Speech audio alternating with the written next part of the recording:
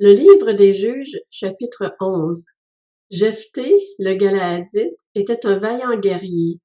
Il était le fils d'une prostituée, et son père était un certain Galaad.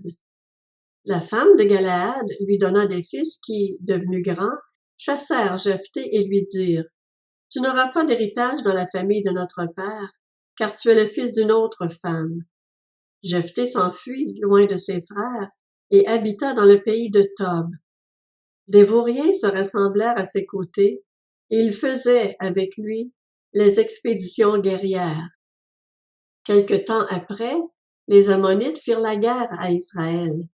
Face à cette situation, les anciens de Galaad allèrent chercher Jephthé au pays de Tob et lui dirent: « Viens, tu seras notre chef, et nous combattrons les Ammonites. » Jephthé répondit aux anciens de Galaad: « N'avez-vous pas eu de la haine pour moi, et ne m'avez-vous pas chassé de chez mon père? Pourquoi venez-vous vers moi maintenant que vous êtes dans la détresse? » Les anciens de Galaad dirent à Jephthé: « Nous revenons vers toi maintenant, afin que tu marches avec nous, que tu combattes les Ammonites, et que tu sois notre chef, celui de tous les habitants de Galaad. » Jephthé répondit aux anciens de Galaad: « Si vous me faites revenir pour combattre les Ammonites, et que l'Éternel me les livre, je serai votre chef. » Les anciens de Galaad dirent à Jephthé: « Que l'Éternel soit témoin entre nous, si nous ne faisons pas ce que tu dis. » Jephthé partit alors avec les anciens de Galaad. Le peuple le mit à sa tête et l'établit comme chef, et Jephthé répéta devant l'Éternel à Mitzpa toutes les paroles qu'il avait prononcées. Jephthé envoya des messagers au roi des Ammonites pour lui dire: « Que me veux-tu pour que tu viennes m'attaquer et faire la guerre à mon pays? » Le roi des Ammonites répondit aux messagers de Jephthé: « C'est qu'Israël, quand il est parti d'Égypte, s'est emparé de mon pays, depuis l'Arnon jusqu'au Jabbok et au Jourdain. Rends-le maintenant de bon gré. » Jephthé envoya de nouveau des messagers au roi des Ammonites pour lui dire: « Voici ce que dit Jephthé. Israël ne s'est pas emparé du pays de Moab, ni du pays des Ammonites. En effet, lorsqu'Israël est parti d'Égypte, il a marché dans le désert jusqu'à la mer des roseaux, et il est arrivé à Kadès. Il a alors envoyé des messagers au roi d'Édom pour lui dire: « Laisse-moi passer par ton pays. » Mais le roi d'Édom n'a pas voulu. Il en a aussi envoyé au roi de Moab qui a refusé. Et Israël est resté à Kadès. Puis il a repris sa marche dans le désert, a contourné le pays d'Édom et le pays de Moab, et il est arrivé à l'est du pays de Moab. Ils ont campé de l'autre côté de l'Arnon, sans entrer sur le territoire de Moab, car l'Arnon marque la frontière de Moab. Israël a envoyé des messagers à Sion, le roi des Amoréens, roi de Hesbon, et lui a dit: « Laisse-nous passer par ton pays jusqu'à l'endroit où nous allons. » Mais Sion n'a pas eu assez confiance en Israël pour le laisser passer sur son territoire. Il a rassemblé tout son peuple, a établi son camp à Jahath et a combattu Israël.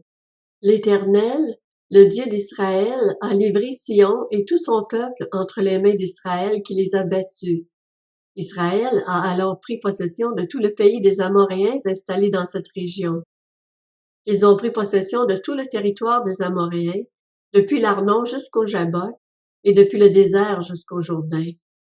Maintenant que l'Éternel, le Dieu d'Israël, a chassé les Amoréens devant son peuple, Israël, est-ce toi qui devrais avoir la possession de leur pays? Ce que ton Dieu, que moi je te donne à posséder, ne le possèdes-tu pas? Et tout ce que l'Éternel, notre Dieu, a mis en notre possession devant nous, nous ne pourrions pas le posséder. Vaux-tu donc mieux que Balak, fils de Tsippor, le roi de Moab? A-t-il cherché querelle à Israël, ou lui a-t-il fait la guerre? Voilà 300 ans qu'Israël habite à Hesbon et dans les villes qui en dépendent, à Aroër et dans les villes qui en dépendent, et dans toutes les villes situées sur les rives de l'Arnon. Pourquoi ne les lui avez-vous pas enlevés à ce moment-là? Je ne t'ai pas offensé, et tu agis mal avec moi en me faisant la guerre. Que l'Éternel, le juge, soit aujourd'hui juge entre les Israélites et les Ammonites. Le roi des Ammonites n'écouta pas les paroles que Jephthé lui fit dire. L'Esprit de l'Éternel reposa sur Jephthé. Il traversa Galaad et Manassé, puis il passa à Mitzpé de Galaad. De là, il marcha contre les Ammonites. Jephthé fit un vœu à l'Éternel. Il dit, si tu livres les Ammonites entre mes mains, toute personne qui, à mon heureux retour chez les Ammonites, sortira de chez moi pour venir à ma rencontre, appartiendra à l'Éternel, et je l'offrirai en holocauste. Jephthé marcha contre les Ammonites, et l'Éternel les livra entre ses mains. Il leur infligea une très grande défaite depuis Aroër jusqu'à vers Minite, espace qui comptait 20 villes, et jusqu'à Abel-Keramim. Les Ammonites furent humiliés devant les Israélites. Jephthé retourna chez lui à Mitzpa. Et voici que sa fille sortit à sa rencontre avec des tambourins et des danses. C'était son seul enfant. Il n'avait pas de fils et pas d'autre fille. Dès qu'il la vit, il déchira ses vêtements et dit, « Ah, ma fille, tu me jettes dans l'abattement, tu fais partie de ceux qui me troublent. J'ai fait un vœu à l'Éternel et je ne peux revenir en arrière. » Elle lui dit, « Mon père, si tu as fait un vœu à l'Éternel, traite-moi conformément à tes paroles, maintenant que l'Éternel t'a vengé de tes ennemis, les Ammonites. » Elle dit encore à son père, « Accorde-moi seulement ceci. Laisse-moi partir pendant 2 mois.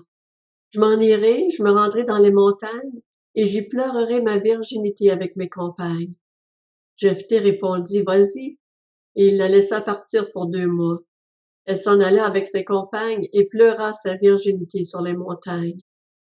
Au bout des 2 mois, elle revint vers son père, et il accomplit sur elle le vœu qu'il avait fait. Elle n'avait pas eu de relation avec un homme. Il y eut depuis lors une prescription en Israël. Tous les ans, 4 jours par an, les filles d'Israël s'en vont célébrer la fille de Jephthé le Galaadite.